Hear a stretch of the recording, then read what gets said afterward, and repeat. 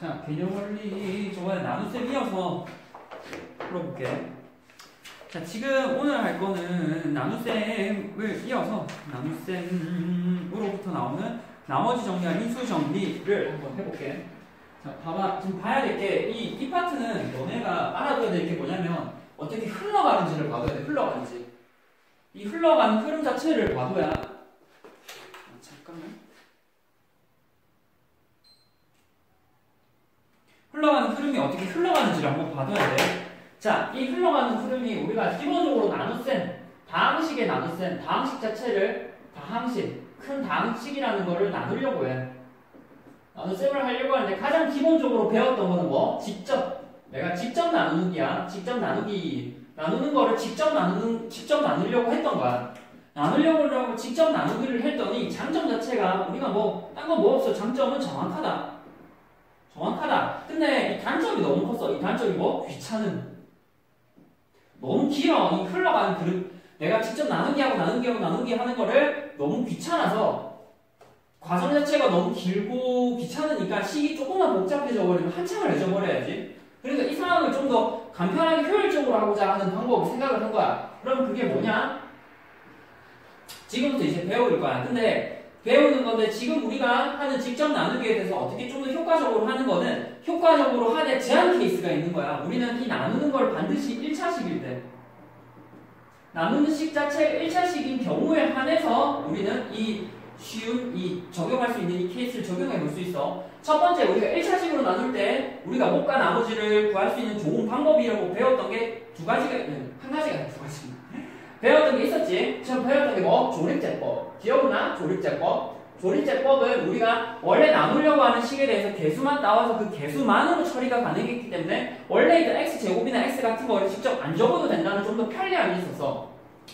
직접 나누는 걸 조금 더 손쉽게 나누기 때문에 계산 가치도 간단하고 효율적이었지만 반드시 1차식으로 나눌 때 많이 가능해. 1차식으로 나눌 때 조립제법은 기본적으로 몫이라는 것과 거기다 나머지까지 구할 수 있었지. 자, 근데 굳이 조립제법이 아니라 우리가 몫뿐만이 아니라 몫을 구하지 않고도 나머지만 물어볼 때, 나머지 자체만 궁금할 때 직접 나누기를 하기가 귀찮잖아. 그럴 때 우리가 쓸 수 있는 게 나머지 정리야.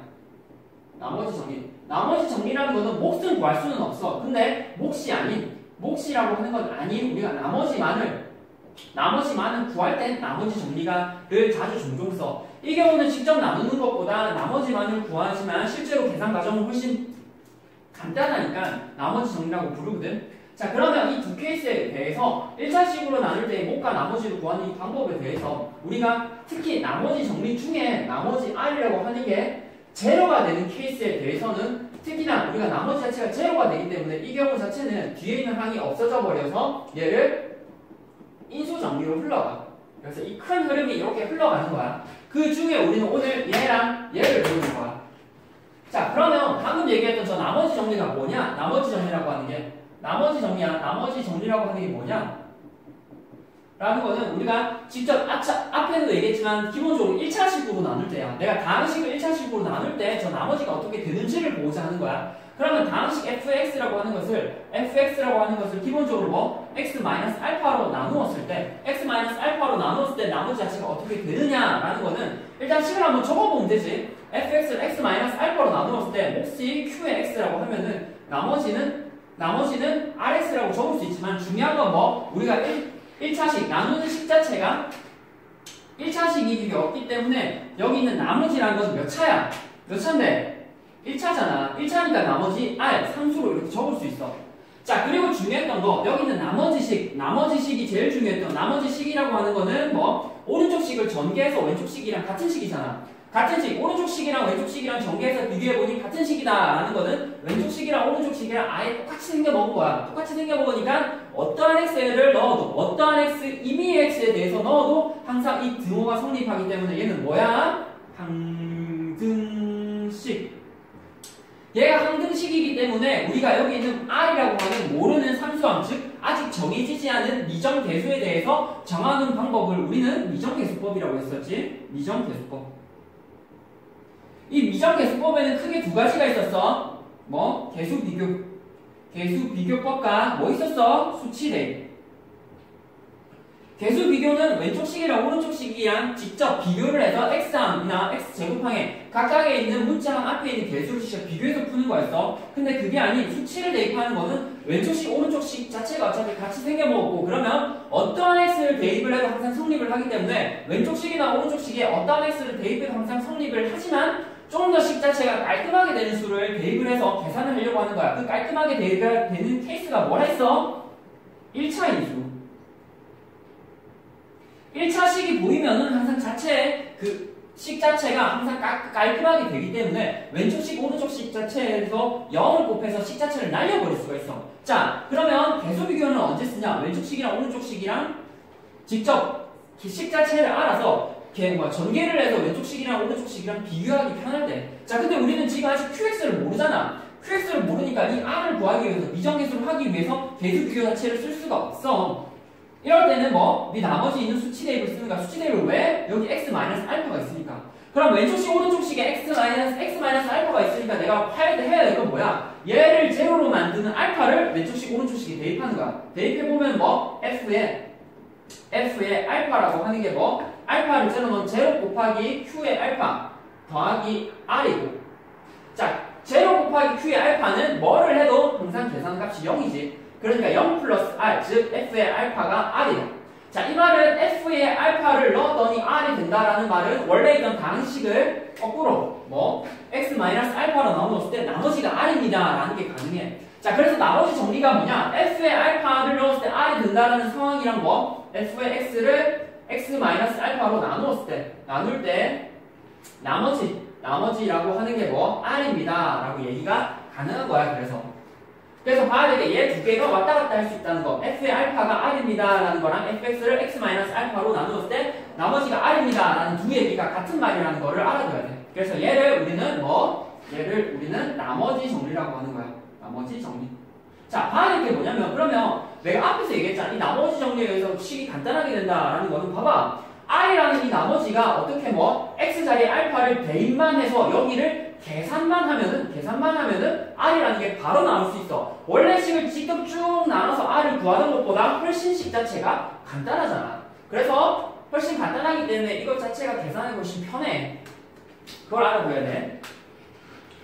자, 그러면 우리가 지금 봐야 될 게 뭐냐면 f의 알파를 대입했을 때 r인 경우에 대해서 우리는 f의 x를 뭐 x-알파로 나눴을 때 나머지가 r이라는 거야. 자, 즉 fx를 x-알파 식으로 1차 식으로 나눴을 때 나머지가 r이라는 경우는 특히 x 앞에 있는 개수가 1인 경우로만 표현이 되는 거야. 즉 f의 알파가 r이면은 fx를 x-알파로 x 앞에 있는 개수가 1인 경우에 한해서 x-알파로 나눴을 때 나머지가 r이라고 표현할 수 있어. 그러면 의문이 들잖아.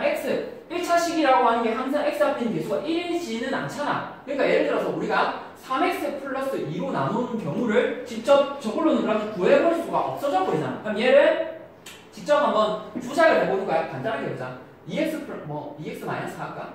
원래 일단 f의 x라고 하는 것을 그러면 2x 마이너스 4로 나눌 때 나머지는 무엇일까라고 하면은 이때는 나머지 정리 쓸 수 없나? 라는 의문이 들 수 있어. 하지만 중요한 거는 2의 x-4라는 것은 실제로 2를 묶어내면 x-2야. 그래서 x-2라는 여기 x 앞에 있는 개수가 1인 1차식이 보이잖아. 자, 그러면 해줘야 될 게 뭐? 애초에 fx라고 하는 것을 뭐?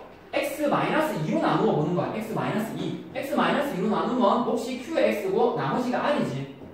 즉, 나머지 r이라고 한 게 뭐? f의 2였어. 이 상황에서 다시 위에 거 2x-4를 만들어주면 되지 않아? 이거 어디서 했어? 조립제법에서. 그래서 2x-4를 만들어주려면 x-2의 앞에 뭐 2를 곱하면은 원래 있는 2x-4가 되지. 근데 뜬금없이 2를 곱했으니까 다시 2분의 1로 나누어줘야 돼. 그러면 2분의 1로 나누어주니까 실제로 다시 2분의 1을 뒤에 식에다 곱해서 몫이 2분의 1의 q고 나머지가 r입니다 라고 이렇게 조립제법에서 했었잖아.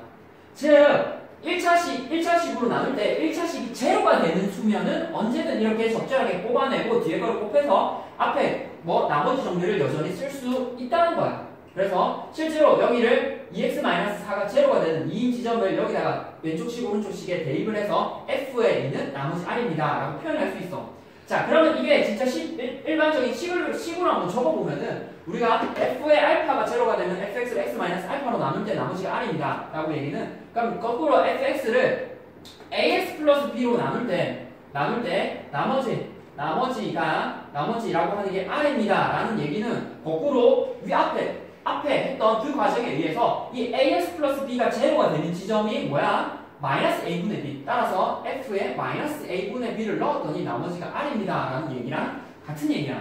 그래서 이건 역시도 나머지 정리. 그래서 두 케이스 모두 한번 봐둬야 되고 우리가 일반적으로 쓰는 건 항상 X 마이너스 알파를 많이 써. X 앞에 있는 대수가 1인 경우를 훨씬 많이 써. 그리고 뒤에 있는 경우는 적절하게 조작만 해주면 되는 거야. 자, 가장 기본적인 얘기가 우리가 뭐 여기까지 했던 게 나머지 정리야. 그러면 이 나머지 정리를 바탕으로 이후부터 활용이 되는 뭐 인수 정리를 한번 가볼게. 자, 이 인수 정리는 방금 얘기했듯이 나머지 정리에서 그 나머지 자체가 제로가 되는 특이한 케이스에 대해 얘기를 하는 거야. 자, 보면은 우리가 방금 봤듯이 f의 알파가 r입니다. 라고 하는 게 f의 x를 뭐 x-알파로 나눌 때 나머지 자체가 r입니다. 라는 얘기잖아. 그럼 우리가 f의 x가 x-알파로 나눌 때 특히나 나머지 r 자체가 제로가 되는 경우는 이 r 자리에 제로를 쓰면 되잖아. 즉 f의 알파는 제로라는 말입니다. 라는 얘기랑 같이. 자, 근데 fx를 x-알파로 나왔을 때 나머지가 r이라는 얘기는 다시 나머지 식으로 한번 적어보면은 fx라고 하는 것을 뭐 x-알파로 나눴을 때 몫이 q의 x고 나머지가 제로입니다. 라는 얘기고 이 나머지가 제로입니다. 라는 얘기는 지워도 상관이 없지. 그러면 fx라고 하는 것은 x-알파 곱하기 qx로 표현이 됩니다. 라는 얘기랑 같고 fx라는 것은 x-알파 곱하기 q로 표현이 되기 때문에 이 적절한 긴 방식 fx라는 것을 x-알파 곱하기 qx로 쪼갰어. 즉 얘네의 곱수로 표현하기 때문에 얘네 하나를 우리가 뭐라고 불렀어? 얘네를 인수라고 부르잖아. 인수.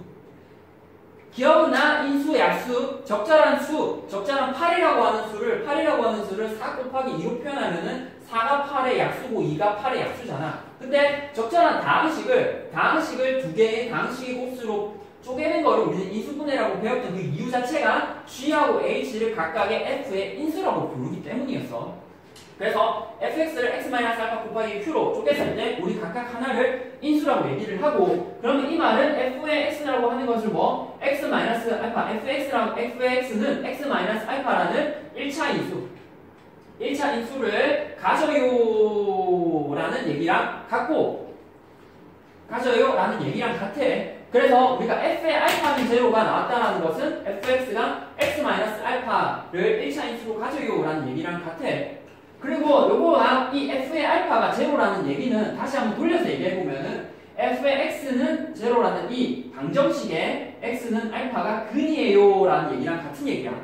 그래서 여기서 봐야 될 게 뭐냐면 그래서 47쪽에 다항식 fx에 대해서 f의 알파가 제로면 fx는 x-알파로 나누어 떨어진다라는 f의 알파가 제로면 fx는 x-알파로 나눌 때 나머지가 제로다는 말이 뭐? 나누어 떨어진다라는 얘기랑 같고 그래서 fx가 x-알파로 나누어 떨어지면은 다시 f의 알파는 제로다. 그리고 이 얘기는 fx라고 하는 게 x-알파라는 1차 인수를 갖는다. 그리고 x-알파 곱하기 qx 이렇게 표현이 가능하다.